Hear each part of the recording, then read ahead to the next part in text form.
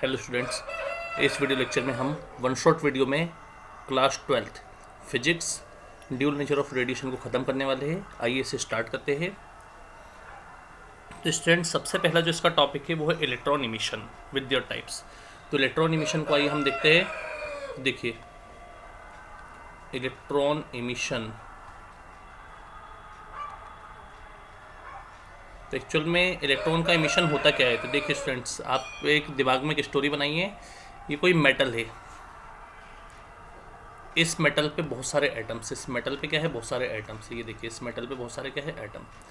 हम क्या करते हैं, जब मेटल को जब हम हीट देते हैं, ज़रा ध्यान देना, जब हम मेटल क्या करते हैं भाई, जब हम मेटल को हीट देते हैं तो हीट मेटल के सरफेस में बढ़ जाती है। और सरफेस में कहाँ बढ़ती है, एटम में बढ़ती है। तो आपने ध्यान दिया, हमने जब हीट दी तो हीट मेटल के सरफेस पे, सॉरी, हीट जो है मेटल के सरफेस पे किस में बढ़ती है, एटम्स में बढ़ती है।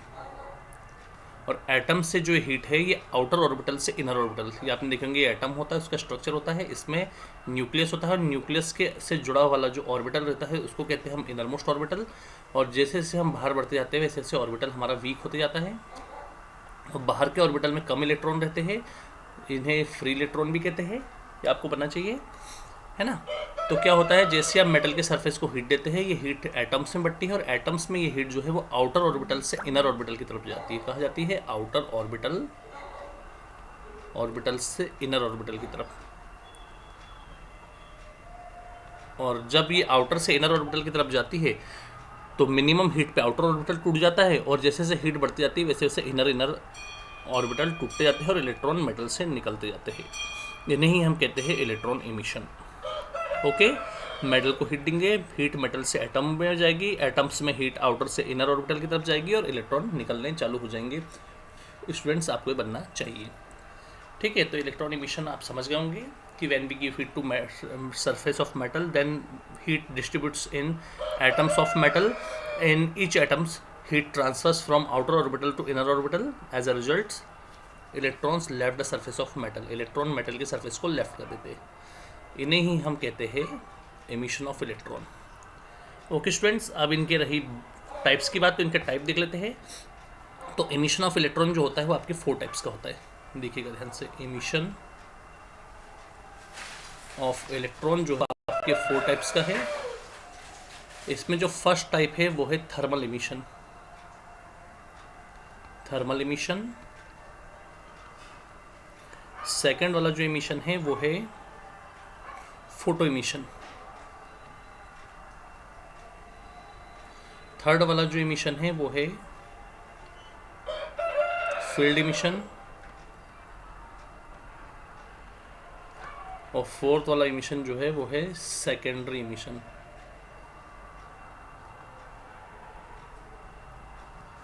तो थर्मल इमिशन में क्या होता है, जरा देखिए ध्यान से सभी। थर्मल इमिशन में जब हम कोई मेटल है, इस मेटल को जब हम गर्म करते हैं, जरा ध्यान देना, थर्मल इमिशन में हम क्या करते हैं, मेटल को जब हम गर्म करते हैं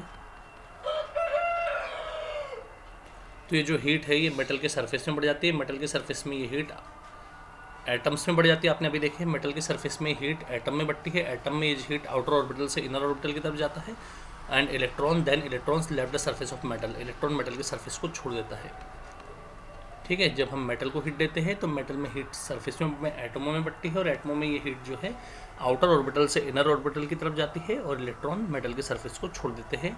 इन्हें कहते हैं हम थर्मल इमिशन, ये आपको बनना चाहिए। अगला जो इमिशन है वो है फील्ड इमिशन। तो फील्ड इमिशन को देखिए ध्यान से, सॉरी, फोटो इमिशन, फील्ड फिर थर्ड नंबर पे।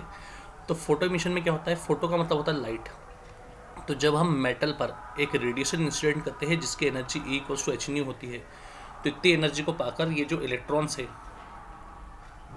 ना, इतनी एनर्जी को पाकर ये जो आपके इलेक्ट्रॉन्स है, देखिए ध्यान से, मेटल पे जैसे आप E=hν रेडिएशन को डालते हैं तो ये थर्मल में तो आप डायरेक्टली हीट दे रहे हो मेटल के सरफेस को। यहाँ पे सन के लाइट का जो इंफ्रारेड रेडिएशन है उस कारण मेटल का सरफेस गर्म हो जाएगा। E=hν रेडिएशन हॉट रेडिएशन होता है, ये रेडिएशन मेटल के सरफेस को गर्म कर देता है। आपने देखेंगे अपने गाड़ी, साइकिलें सब अगर गर्मी के समय बाहर खड़ी रहती तो मेटल बहुत जल्दी गर्म होता है। तो वही है, मेटल पे जब हम E=hν रेडिएशन को, एनर्जी के रेडिएशन को इंसिडेंट करेंगे तो ये हॉट रेडिएशन मेटल के सरफेस में एटमों में बटेगा। एटम्स में ये सरफेस इनर मोस्ट ऑर्बिटल से आउटर मोस्ट ऑर्बिटल से इनर मोस्ट ऑर्बिटल की तरफ आएगा और as a result electrons left the surface of metal, electron metal के सरफेस को लेफ्ट कर देंगे। ये आपको बनना चाहिए स्टूडेंट्स। ठीक है, पूरी कहानी पूरी की पूरी इसी सिस्टम पे बेस्ड है। ये क्या क्या हुआ है आपको पता होना चाहिए, देखिएगा ध्यान से। अगला है, बस कहानी की शुरुआत थोड़ा अलग ढंग से करनी है, बाकी एंडिंग तो वही है पूरी। अब फील्ड का मतलब होता है इलेक्ट्रिक फील्ड। जब मेटल को हम किसी इलेक्ट्रिक सर्किट में लगाते हैं, किसी इलेक्ट्रिक सर्किट में लगी रहती है मेटल, तो क्या होता है यहाँ पे जूल सेटिंग इफेक्ट होता है। तो जूल सेटिंग इफेक्ट के कारण जो हीट एनर्जी होती है H=I²RT, इससे जो हीट है ये मेटल के सरफेस में बढ़ जाती है। मेटल के सरफेस में ये हीट एटम्स में बढ़ जाती है और एटम्स में हीट आउटर ऑर्बिटल से इनर ऑर्बिटल की तरफ जाती है। As a result electrons left the surface of metal, electron metal के सरफेस को लेफ्ट करता है, इसे हम कहते हैं फील्ड इमिशन। अगला है सेकेंडरी इमिशन। तो सेकेंडरी इमिशन में आप देखेंगे मेटल है, उस मेटल पे हमें क्या करना होता है, मेटल है, मेटल पे हमें जो एक बार एमिट हुए इलेक्ट्रॉन थे उनको फिर से हमको मेटल पे डालना पड़ता है। तो मेटल पे जब आप डालोगे तो कोलिजन होगा इलेक्ट्रॉनों का, मेटल के सरफेस के साथ कोलिजन होगा और कोलिजन हो के मेटल की जो सरफेस है उससे इलेक्ट्रॉन और ज़्यादा क्वांटिटी में निकलने लग जाएंगे। इसको क्योंकि एक बार जो इलेक्ट्रॉन का एमिशन हो उससे फिर से आगे इलेक्ट्रॉन का एमिशन किया जा रहा है, इसलिए इसको स्टूडेंट्स फील्ड एमिशन के नाम से जाना जाता है। ये चीज़ आपको बननी चाहिए।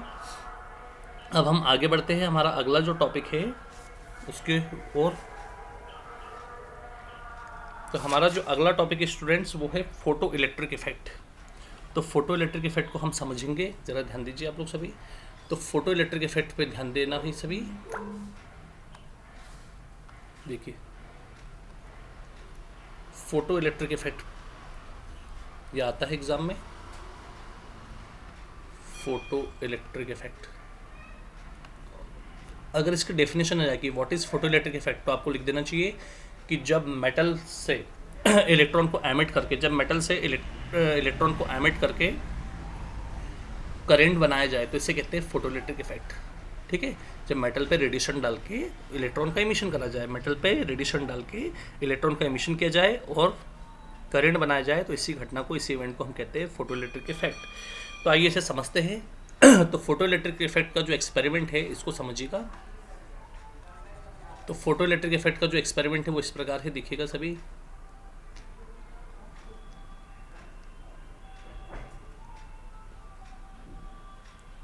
इसमें एक वैक्यूम ट्यूब होता है,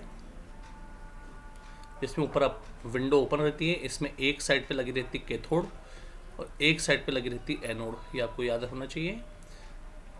कैथोड की प्लेट को हम जोड़ते हैं बैटरी के हमेशा नेगेटिव से और एनोड जुड़ता है बैटरी के पॉजिटिव से, पर उसके बीच में हमें लगाना होता है रिहोस्टेड वेरिएबल रजिस्टर की, और साथ ही साथ आपको यहाँ पे लगाना होता है मिली एमीटर। जो बनने वाले फोटो इलेक्ट्रिक इफेक्ट में बनने वाले करंट जिसको हम फोटो करंट बोलते हैं, ये आ सकता है एक नंबर में कि व्हाट इज़ फोटो करंट, तो आपको लिखना पड़ेगा फोटो इलेक्ट्रिक इफेक्ट में फॉर्म होने वाला करंट फोटो करंट होता है। तो स्टूडेंट्स देखिए क्या होता है, इसको आपको दो पैराग्राफ में लिखना होगा। पहला पैराग्राफ में आप इसका डायग्राम बना दीजिएगा कि इसमें एक वैक्यूम ट्यूब होती है जिसमें ओपन विंडो होती है, जिसमें ऊपर की तरफ क्या होती है, ओपन विंडो होती है। इसमें दो मेटलिक प्लेट्स कैथोड एनोड की होती है, कैथोड की प्लेट बैटरी के नेगेटिव से जुड़ती है, एनोड की मिली एमीटर की रिहोस्टेट और बैटरी के पॉजिटिव से जुड़ती है। ये आपको लिखना होगा स्टूडेंट्स। अब इसके पहले पैराग्राफ में इसके बारे में क्या क्या है वो है ना, कैसा क्या जमा है वो लिखना पड़ेगा, और सेकंड पैराग्राफ में आपको इसकी वर्किंग लिखना होगा। तो चलिए वर्किंग देख लेते हैं।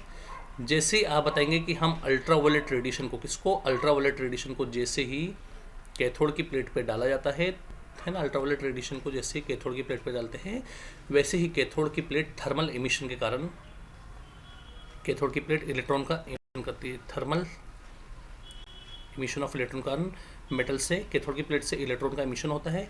ये इलेक्ट्रॉन कैथोड से एनोड की प्लेट की तरफ जाते हैं। एनोड की प्लेट पहले ही बैटरी के पॉजिटिव टर्मिनल से जुड़ी है, इसलिए एनोड पर कुछ पॉजिटिव आयन्स प्रेजेंट होते हैं, जिसमें जो इलेक्ट्रॉन है ये एनोड पर पहुंचते हैं और पॉजिटिव आयन के साथ मिलकर करंट बनाते हैं, करंट फॉर्म करते हैं, जिसकी प्रेजेंस को हम मिली या माइक्रोमीटर जो भी लगा हो उसमें देख लेते हैं।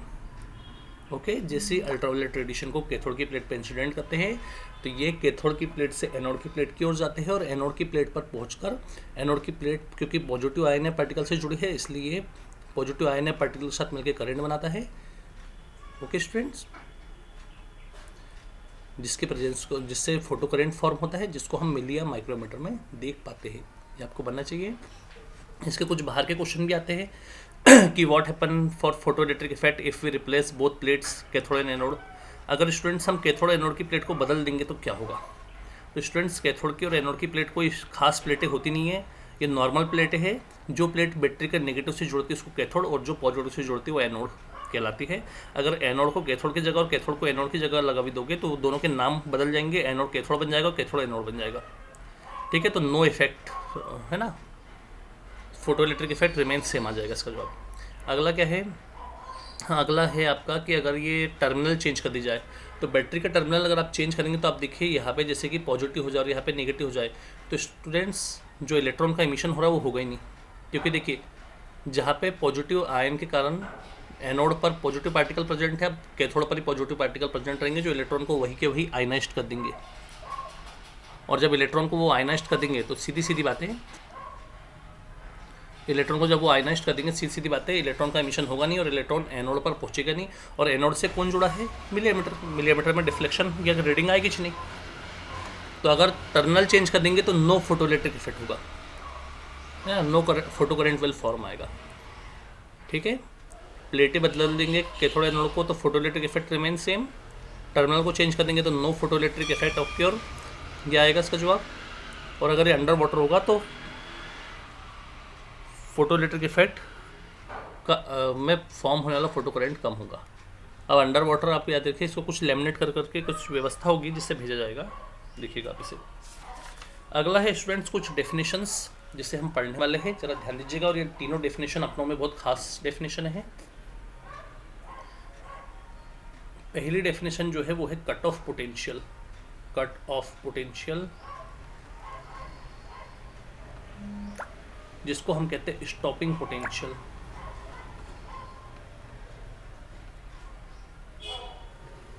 दूसरी डेफिनेशन जो है स्टूडेंट्स वो है थ्रेशोल्ड फ्रीक्वेंसी। फ्रीक्वेंसी। और स्टूडेंट तीसरी जो डेफिनेशन है वो है वर्क फंक्शन। तो आइए इन्हें देखते हैं ये आखिर सब है क्या क्या।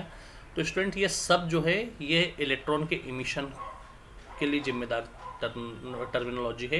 ये देखिए मेटल है, मेटल से क्या निकल रहा है, मेटल से इलेक्ट्रॉन निकल रही है, ये मेटल से इलेक्ट्रॉन निकल रहे हैं। तो आप समझिएगा इसकी डेफिनेशन।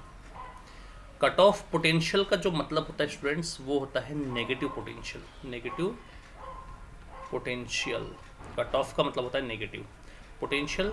थ्रेशोल्ड का मतलब होता है मिनिमम फ्रीक्वेंसी। और वर्क फंक्शन मतलब वर्क एनर्जी थ्योरम से वर्क किस में बदल जाता है, एनर्जी में। इसलिए वर्क एनर्जी थ्योरम से आपको लिखना पड़ेगा required energy. Required energy okay. तो समझिए स्टॉपिंग पोटेंशियल मतलब negative value of potential when electrons left the surface of metal. Threshold frequency का मतलब होता है minimum frequency when electrons left the surface of metal. और work function required minimum required energy, यहाँ पे आएगा student minimum required energy when electrons left the surface of metal. तीनों का एम, तीनों का उद्देश्य एक ही है कि मेटल से इलेक्ट्रॉन निकले। तो कट ऑफ का मतलब negative value of potential when electrons left the surface of metal. Threshold frequency मतलब minimum frequency when electrons left the surface of metal. And work function means minimum required energy when electrons left the surface of metal. अगला इसका जो symbol student V के फुट में nought, इसका होता है न्यू नॉट और इसका होता है स्टूडेंट फाई। ये आपको बनना चाहिए। ठीक है, एक एक नंबर की डेफिनेशन है, इन्हें आप ध्यान दीजिएगा। अब अगला जो हम पढ़ रहे हैं स्टूडेंट्स, अगला हमने आपको डेफिनेशन बता दी है फोटो करंट की। तो फोटो करंट और सैचुरेटेड करंट दोनों को समझिए। फोटो करंट होता है फोटो इलेक्ट्रिक इफेक्ट में बनने वाला करंट। फोटो करंट क्या होता है, फोटो करंट होता है फोटो इलेक्ट्रिक इफेक्ट में बनने वाला करंट। फोटो इलेक्ट्रिक इफेक्ट में इफेक्ट में बनने वाला करंट। और सैचुरेटेड करंट क्या होता है, सैचुरेटेड करंट जो होता है स्टूडेंट वो क्या होता है, सैचुरेटेड करंट होता है फोटो इलेक्ट्रिक इफेक्ट में बनने वाला मैक्सिमम करंट। जैसे आपका सैचुरेटेड सॉल्यूशन था ना जो अपने अंदर और ज़्यादा चीज़ को ना घुल सके, उसको सैचुरेटेड सॉल्यूशन कहते हैं। वैसे सैचुरेटेड करंट वो होता है जिससे ज़्यादा करंट बन ही ना सके। ये चीज़ आपको बनना चाहिए स्टूडेंट। अब हम यहाँ पे अगला टॉपिक की ओर आगे आ रहे हैं स्टूडेंट्स। इस टॉपिक का नाम है आइंस्टाइन्स फोटोइलेक्ट्रिक इक्वेशन। तो देखिएगा आइंस्टाइन्स फोटोइलेक्ट्रिक इक्वेशन, इसकी न्यूमेरिकल्स भी बहुत इंपॉर्टेंट है। Einstein's photoelectric equation, photo electric equation, ध्यान दीजिएगा। तो स्टूडेंट्स ये होता है कि जो फोटोन की जो एनर्जी होती है, ध्यान दीजिए, फोटोन की जो एनर्जी होती है वो इक्वल होती है work function plus half M we max square के, मैक्सिमम काइनेटिक एनर्जी के। अब आपको लिखना पड़ेगा but E equals to H nu होता है, तो ई की जगह आप रखेंगे एच न्यू बराबर होगा 5 प्लस होगा half M we max square. तो स्टूडेंट्स क्या होगा, देखिए, इफ़ यदि इलेक्ट्रॉन की जो मैक्सिमम वेलोसिटी है वो 0 हो जाए, देन उसी समय जो फ्रिक्वेंसी रहेगी वो थ्रेशोल्ड फ्रिक्वेंसी बन जाएगी। तो एच न्यू की जगह न्यू नोट हो जाएगा, 5 रहेगा, plus half M we max की जगह 0 होगा, तो 5 बराबर हो जाएगा एच न्यू नोट। 5 बराबर क्या हो जाएगा, एच न्यू नोट। ये आपको बनना चाहिए।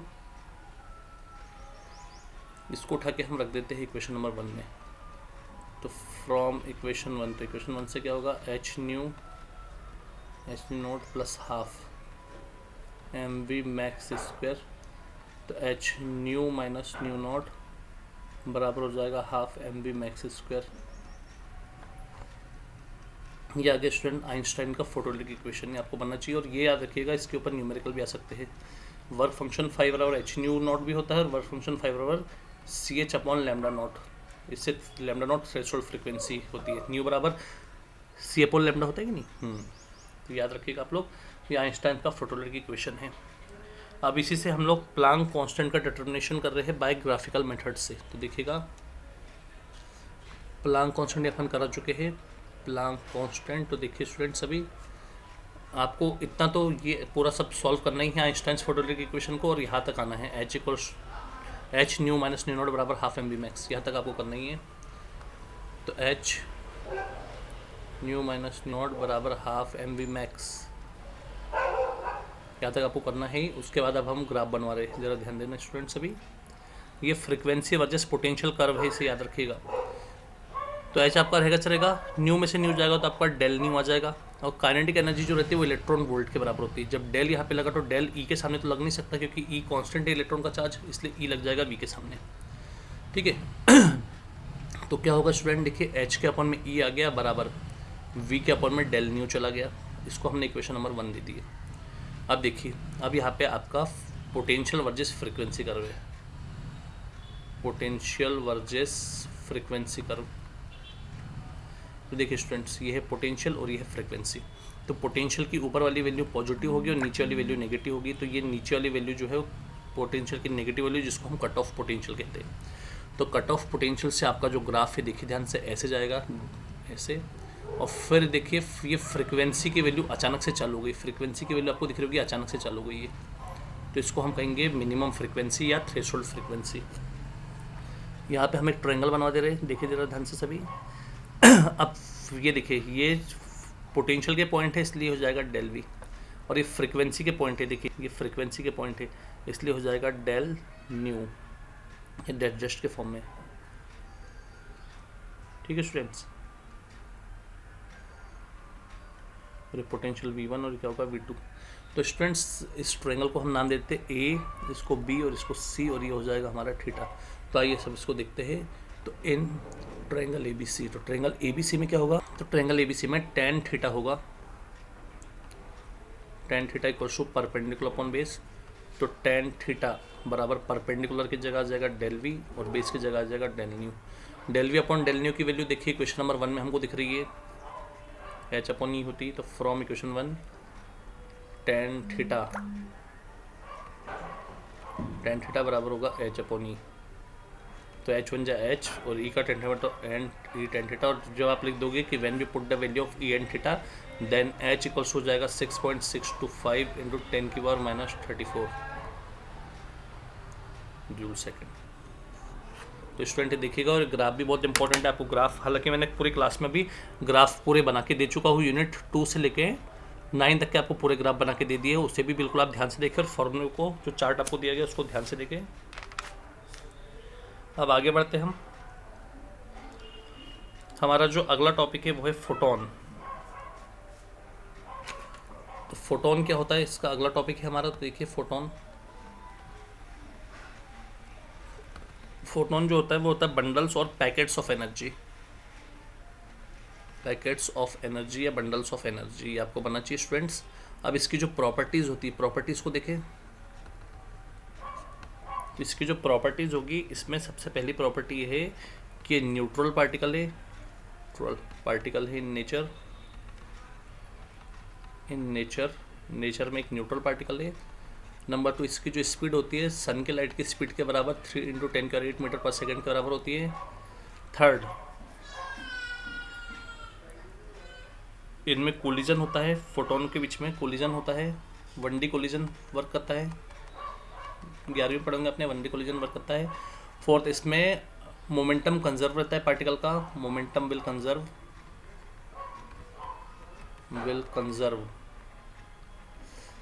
नंबर 5 जो होगा, फोटोन का जो मोमेंटम होता है, देखिए P = h/λ होता है।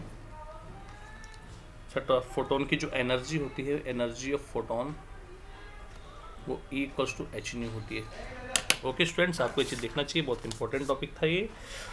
अब अगला टॉपिक जो हमारा स्टार्ट हो रहा है वो बिल्कुल लास्ट के ही टॉपिक है, बिल्कुल लास्ट का ही टॉपिक है।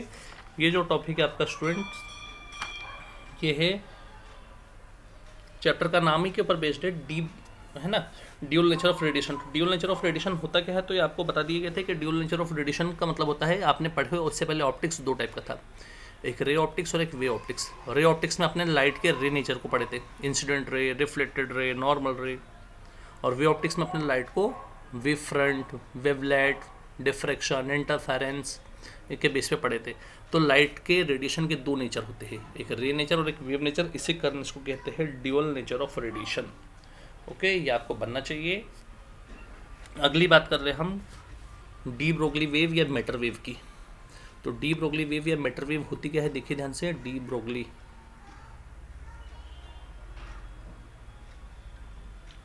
वेव या मैटर वेव को समझिए। वेव या मैटर वेव समझिए क्या होती है डी ब्रोगली वेव या मैटर वेव। ब्रह्मांड में, इस यूनिवर्स में हर मोशनल बॉडी के साथ एक वेव अटैच होती है, इसी वेव को हम डी ब्रोगली वेव कहते हैं। In universe we get presence of an attached wave. In universe we get presence of an attached wave with every motional body is called de Broglie wave. इस ब्रह्मांड में, इस universe में हर motional body के साथ एक वेव अटैच है, जिसको हम डी ब्रोगली वेव या मैटर वेव के नाम से जानते हैं। स्टूडेंट्स, ये आपको बनना चाहिए। तो अब ये तो हमने डेफिनेशन दे दी, अब डी ब्रोगली वेवलेंथ का फॉर्मूला देख रहे हैं। डी ब्रोगली या मैटर वेव का वेवलेंथ का फॉर्मूला देखिए। सबसे पहले इसकी शुरुआत होगी आइंस्टाइन से। Since Einstein's mass energy formula क्या होता है, मास एनर्जी फॉर्मूला E बराबर होता है mc², but energy of photon equals to h nu होता है। तो mc² बराबर होगा E equals to h nu, nu बराबर होगा c/λ। तो mc² बराबर हो जाएगा h c/λ, c से c कट गया,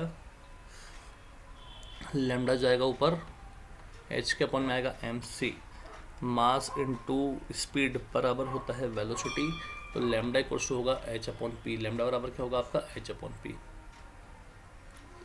होगा, लैम्डा इक्वल्स टू h/p आपको बनना चाहिए। बट 11वीं क्लास में आपने पढ़ोगे कि momentum relation between momentum and kinetic energy, relation between momentum and की काइनेटिक एनर्जी जो होता है वो होता है p बराबर √2mE। ओके, तो इसी को ध्यान में रखते हुए लैम्डा बराबर होगा h के अपॉन में 2mE। और E के काइनेटिक एनर्जी अभी थोड़े पहले हमने देखी इलेक्ट्रॉन वोल्ट के बराबर होती है, तो लैम्डा बराबर हो जाएगा h के अपॉन में 2m eV। ये आपका डी ब्रोगली वेवलेंथ का फॉर्मूला हो गया है students, in the term of momentum, in the term of kinetic energy और in the term of potential. ये आपको बनना चाहिए स्टूडेंट्स, ये बहुत ईजी था। आपका लास्ट टॉपिक जो बुक का है डेविसन जर्मर एक्सपेरिमेंट, वो तो हटा दिया गया है। इसमें एक लास्ट टॉपिक और बचा है स्टूडेंट्स, डी ब्रोगली का कॉन्सिक्वेंस, डी ब्रोगली लॉ का कॉन्सिक्वेंस ज़रा ध्यान से देखिएगा इसे, डी ब्रोगली लॉ का कॉन्सिक्वेंस। और साथ ही साथ इसमें ये भी बचा है कि D Broglie wavelength of one electron, एक इलेक्ट्रॉन के लिए डी ब्रोगली वेवलेंथ कितनी होती है, पहले इसको देख लीजिए। तो ये होगी डी ब्रोगली वेवलेंथ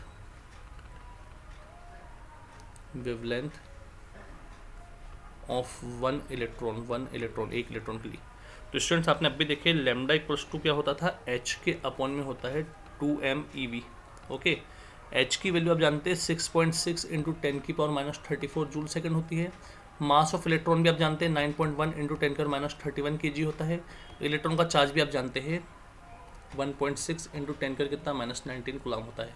तो जब स्टूडेंट आप सबको रखेंगे 6.6 इंटू 10⁻34 को एच की जगह, रूट में 2 की जगह 2, एम की जगह 9.1 इंटू 10⁻31, ई की जगह 1.6 इंटू 10⁻34 और ये वी आप सबको रखेंगे तो लैम्डा इक्वल्स टू होगा 12.27 अपॉन √V एंगस्ट्रॉम। ये आपको बनना चाहिए स्टूडेंट्स। ओके, और आपको इतना बनना चाहिए स्टूडेंट्स। अब अगर वो बोल दे कि पूरा एक्सपेरिमेंट 100 वोल्ट पे किया तो वी की जगह 100 रख देना, बोलेंगे कि वी 49 वोल्ट पे किया तो वी की जगह 49 रख देना, मतलब जो बोलेंगे उसको आपको रखते बनना चाहिए, है ना। तो आप देखिएगा स्टूडेंट से ध्यान से। और अगला है डी ब्रोगली का कॉन्सिक्वेंस, तो देख लीजिए कॉन्सिक्वेंस ऑफ डी ब्रोगली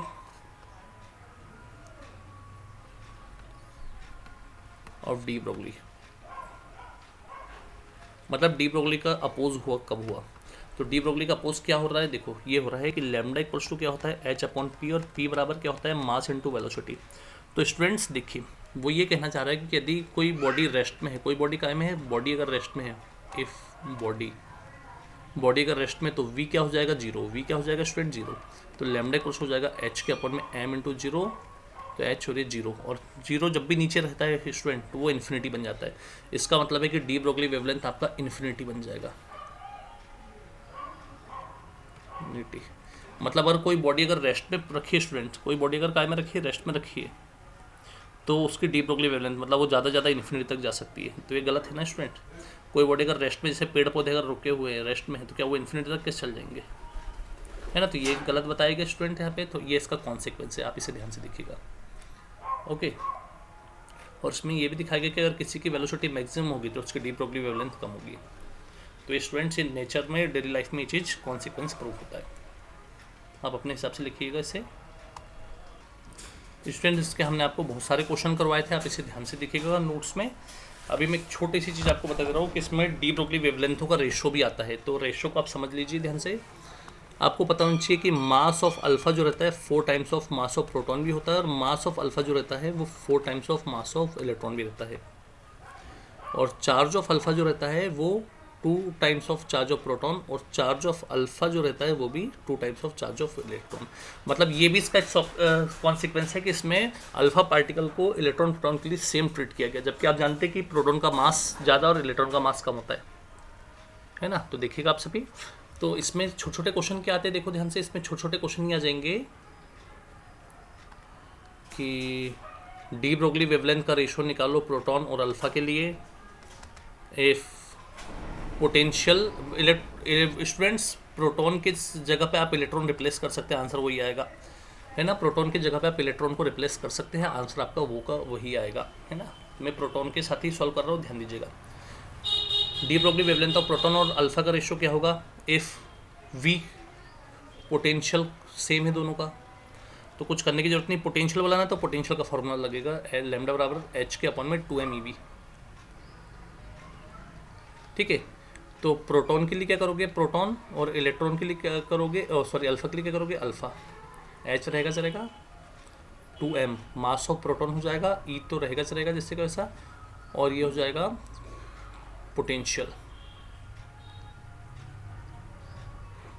ये हो जाएगा चार्ज ऑफ प्रोटॉन, ई की जगह चार्ज ऑफ प्रोटॉन हो जाएगा, ये एच रहेगा चलेगा, 2 रहेगा m, अल्फ़ा हो जाएगा, चार्ज ऑफ अल्फ़ा हो जाएगा, पी हो जाएगा। तो एस एच कट के students lambda p upon lambda alpha बराबर, रूट को पलटा दो, रूट पलट के ऊपर गया 2m alpha q alpha v 2me q p m p q p v, तो क्या होगा student, lambda proton upon lambda alpha बराबर होल अंडर बन जाएगा 2m alpha Q alpha V और 2mp Q p we. We से भी cut गया, इससे कट गया। तो स्टूडेंट देखिएगा ध्यान से, आप जानते हैं कि मास ऑफ अल्फा जो रहता है वो 4 times of mass of proton होता है, और चार्ज ऑफ अल्फा जो होता है वो भी 2 times of charge of proton होता है। तो इसको यहाँ पे रखा जाए, एम अल्फा की जगह 4mp, क्यू अल्फा की जगह 2qp के अपॉन में mp qp, qp से qp कट गया, mp से mp कट गया, 4 दूनी 8 रूट 8 अपॉन 1। तो 8 को लिख सकते हैं 2 रूट 2, 4 इंटू 2, 4 का बाहर निकल जाएगा 2, 2 रूट 2 अपॉन 1। तो स्टूडेंट ये होगा रेशो 2 रूट 2 अपॉन 1। अगर दोनों के पोटेंशियल सेम है, अल्फा प्रोटॉन के पोटेंशियल सेम है, तो डी ब्रोगली वेवलेंथ का रेशो। अगर अल्फा और इलेक्ट्रॉन आएगा तब भी आंसर ये आएगा, पी की जगह ई रख देना आपको, पी की जगह क्या रख देना है आपको, ई रख देना, ये भूलना मत आप लोग।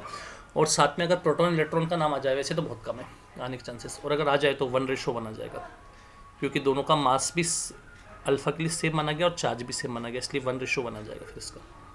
तो पहली बार स्टूडेंट वो पोटेंशियल को कॉमन बोलता है, और दूसरे राउंड में वो क्या बोलता है student, kinetic energy remain same. तो चलिए काइनेटिक एनर्जी वाला भी देख लेते हैं। D Broglie wavelength of alpha and electron दिखते हैं। चलिए इलेक्ट्रॉन प्रोटॉन सेम ही याद रखिएगा, इलेक्ट्रॉन और प्रोटॉन दोनों सेम ही है। If E K is same, kinetic energy is same, तो कुछ करने की इसमें आवश्यकता नहीं student. Lambda equals to kinetic energy का फॉर्मूला 2m/e²। चलिए देखते हैं क्या होता है। तो अल्फा के लिए क्या होगा, लैम्डा अल्फा h रहेगा चलेगा, 2 रहेगा चलेगा, m पे जगह अल्फा आएगा चाहेगा, और ये आपका e होगा। इलेक्ट्रॉन के लिए e रहेगा, h रहेगा चलेगा, 2m/e²। SH कट गया, lambda alpha upon lambda electron बराबर रूट पलट के नीचे वाला ऊपर जाएगा 2m/e², और यहाँ पे रूट रहेगा 2m अल्फा e²। चलिए रूट को कॉमन करिए, lambda alpha upon lambda electron बराबर रूट कॉमन हो जाएगा आपका 2m/e², और आपको पता होना चाहिए m अल्फा बराबर 4me होता है। तो 4me/e², e से e उड़ेगा स्टूडेंट्स, ये वाले सामने वाले 2 से 2 उड़ेगा, m से m उड़ेगा, तो लैम्डा अल्फा अपॉन लैम्डा ई बराबर होगा 1 अपॉन रूट 4। तो 1 का 1 होगा और 4 का 2 होगा, तो लैम्डा अल्फा और लैम्डा इलेक्ट्रॉन बराबर 1:2 होगा। और कभी कभी क्वेश्चन ये दे देते स्टूडेंट्स कि if D Broglie wavelength of proton and electron alpha, कुछ भी दे देगा वो बराबर है, D Broglie wavelength of electron alpha दोनों बराबर है, तो काइनेटिक एनर्जी किसकी ज़्यादा होगी, काइनेटिक एनर्जी किसकी ज़्यादा होगी। तो कुछ करने की जरूरत नहीं, दोनों की काइनेटिक एनर्जी देखो, वो बोला कि किसकी काइनेटिक एनर्जी ज़्यादा होगी, है ना। तो काइनेटिक एनर्जी किसकी ज़्यादा होगी, मैक्सिमम होगी या किसकी मिनिमम होगी, ये बताना है, किसकी मैक्सिमम और किसकी काइनेटिक एनर्जी किसकी मिनिमम होगी, इन दोनों में से। तो कुछ करने की आवश्यकता नहीं है। लैम्डा बराबर h के अपॉन में 2m/e² होता है स्टूडेंट्स। तो लैम्डा तो सबका सेम ही, लैम्डा सेम है ना, तो लैम्डा रहेगा चलेगा, h रहेगा चलेगा, 2m को अलग कर दो और e² को रूट में अलग कर दो, कर दी e² को अलग, e² को ऊपर भेज दो, तो e के अब h के अपॉन में आ जाएगा लैम्डा और 2m। तो स्टूडेंट्स ये देखिए यहाँ पे इन्वर्स रूट को भूल जाइए, E और मास इन्वर्सली प्रोपोर्शनल है। E और मास क्या है, इन्वर्सली प्रोपोर्शनल है। काइनेटिक एनर्जी और मास इन्वर्सली प्रोपोर्शनल है, जिसका मास ज़्यादा उसकी काइनेटिक एनर्जी कम। तो मास ऑफ अल्फा ज़्यादा होता है मास ऑफ प्रोटॉन से, और जिसका मास छोटा होगा उसकी काइनेटिक एनर्जी ज़्यादा होगी। तो छोटा मास किसका, प्रोटॉन का, तो काइनेटिक एनर्जी ऑफ प्रोटॉन हो जाएगी greater than kinetic energy of alpha से, है ना स्टूडेंट्स। बाकी के क्वेश्चन आपको बाहर वाले हमने बहुत सारे कराए, डी ब्रोगली वेवलेंथ वाले, आप उसे देखिए और इसके ग्राफ जरूर देखिए। इसके ग्राफ आएंगे, आपको पूरे ग्राफ यूनिट 1 से लेकर 9 तक के पूरे ग्राफ आपको अवेलेबल करवा दिए गए हैं विथ फॉर्मूला चार्ट यूनिट 1 से 9। आप उसे ध्यान से देखते चलिए, ठीक है। यहाँ पे आपका 1 शॉट वीडियो होता है ख़त्म।